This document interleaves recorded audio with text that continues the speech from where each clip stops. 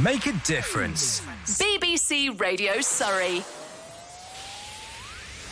My favourite parts of the programme as we hear about the amazing work that goes on in our community. And this next guest is going to tell us all about adults with learning disabilities and the work that's done at Milstead Care residential houses. It's called Dayspace. It's good afternoon to Lizzie Penny. Hello, Lizzie. Good afternoon. Welcome to the programme. Hello, thank you for having me on. And you know the best bit, before we get on to anything else at all, you have the best job title ever. Have you got a badge that says Lizzie Penny, Positive Behaviour Support Lead? I do indeed, and it's got a lovely smiley picture of me on it as well. Absolutely love it. What a great job title to have. I mean, that in itself is uplifting. In fact, it's quite a new job title for you, because I think, weren't you the Deputy Manager until a few weeks back?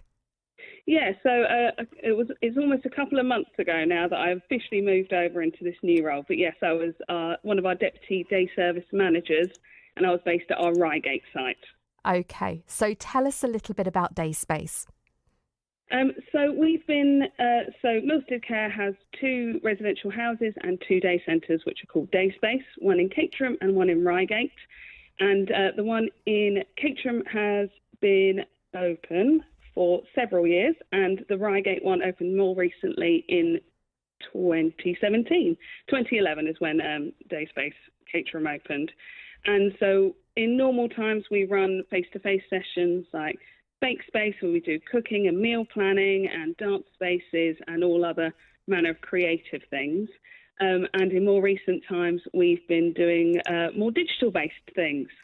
So we've been doing... Through the first lockdown, we had videos going up on YouTube so that people could join in from home.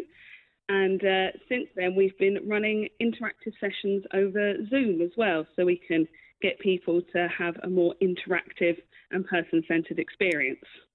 Do you know, honestly, Lizzie, I can't tell you, over the last few months of listening to the likes of yourself and many others, how incredible it has been that people have managed to pull stuff together in the virtual world so quickly and so efficiently during these difficult times. And I'm guessing that it's been no more difficult or indeed easy for you than anybody else. I mean, it's got to have been a challenge for sure.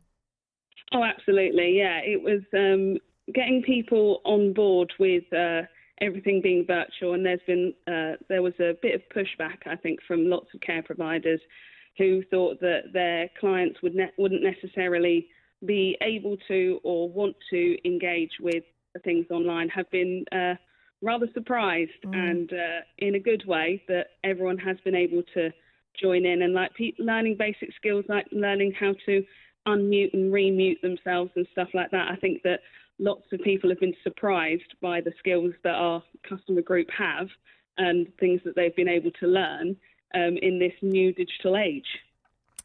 It's interesting, isn't it? And I have this conversation quite regularly with my mum. There is an assumption in the world now that everybody is computer literate and is able to handle mobile phones, smartphones, social media, etc. And in fact, you know, some of the things that perhaps you and myself and others may take for granted is not necessarily something that somebody else knows. So these skills that you're teaching your residents are valuable in all sorts of areas of their life. How many residents do you have roughly at the 2 sites?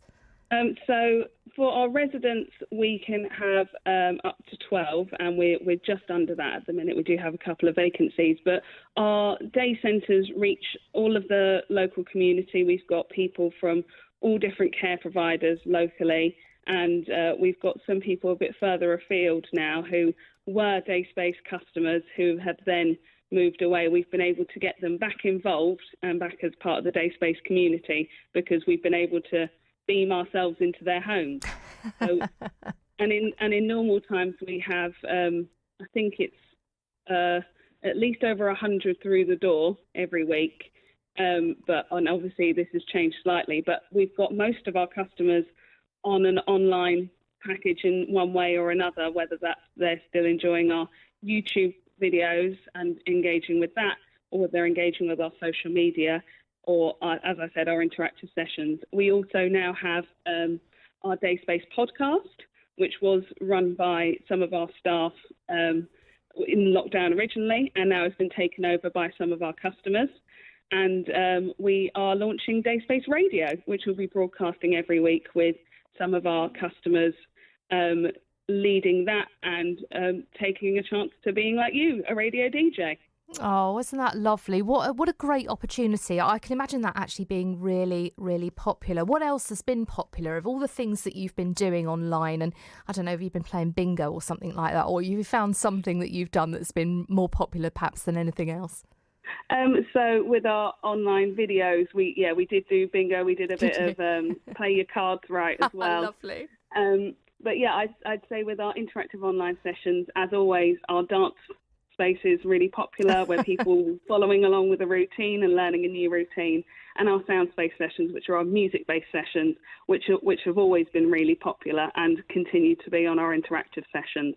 Do you rely on volunteers? So all of we don't have any volunteers working at our day centres. We are all paid staff, but we do actually have to rely a lot on our customers' own support to make sure that they are able to get the most out of their experience online. Fantastic. If anybody wants to find out more, Lizzie, what's the best way to do that? So the best way is to go to our website, which is www.dayspace.org, and all of the information on there can be found. Really great to talk to you. Enjoy the rest of your Sunday. Thank you so much for coming on the programme and for the amazing work that you do. Thank you, Lizzie. Heading up towards 5 o'clock and...